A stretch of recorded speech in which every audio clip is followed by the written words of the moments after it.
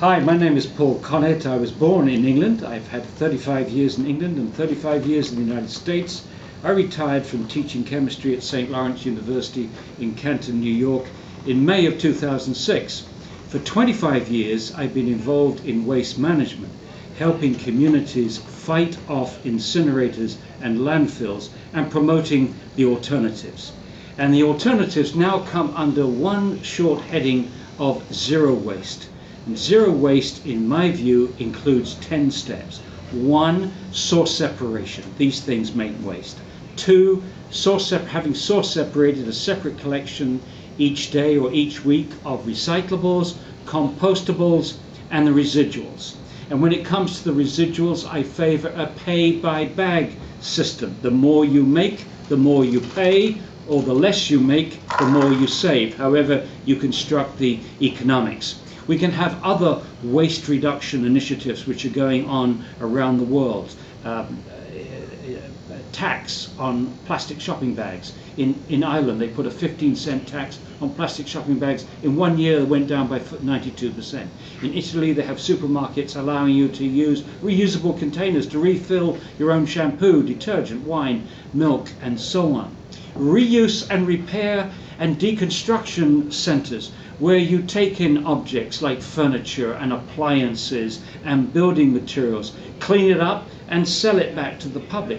These are money-making operations. These can be used for job training, for community development, for poverty relief. They can be linking up with the charity shops on the high street, and they can also be used as a center for research, because we need to know why things, if they can't be repaired, is there built-in obsolescence. We need to get this message back to industry. We need better industrial design. And then in addition to all that, with the residual fraction, before we put it into a landfill, heaven help us, we want to get rid of incinerators, before we put it into the landfill, we need a residual separation and research facility to monitor the program and to pull out more recyclables, more toxics, and the dirty organic fraction to stabilize that above ground before it causes all the problems underground with methane generation, leachate generation, and so on.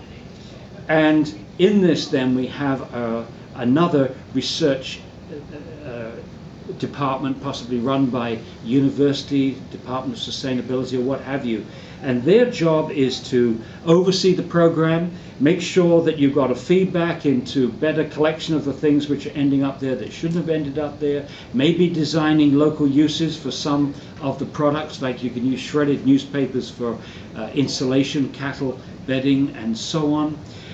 Research for better industrial design. So the message to industry is, if we can't reuse it, recycle it, or compost it, then industry shouldn't be making it. We need better industrial design for the 21st century. Hitherto, we've just allowed our community, we've said to communities, you do everything, if you're good, you recycle everything. But the trouble is that communities can't recycle everything because industry is making certain packages and products which are non-recyclable, non-reusable. So this is where the nexus between community responsibility and industrial responsibility is this residual separation and research facility. But more than anything else, the exciting thing about zero waste is it's a stepping stone to sustainability.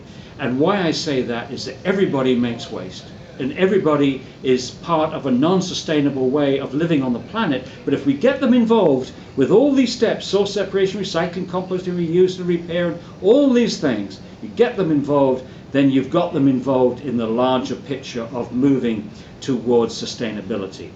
And we need everybody involved. I'm excited about the meetings that we've had today, because they're trying to bring together creative people in business, creative people in local government, local activists, and the university academia.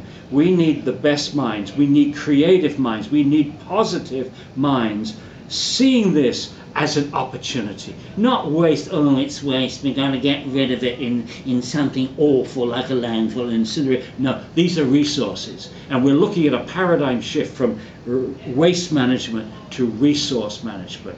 But the most exciting thing in my view is to integrate integrate what we're talking about with higher education. We need the best minds in our universities tackling this issue of sustainability, and this waste, this zero waste, is our workshop.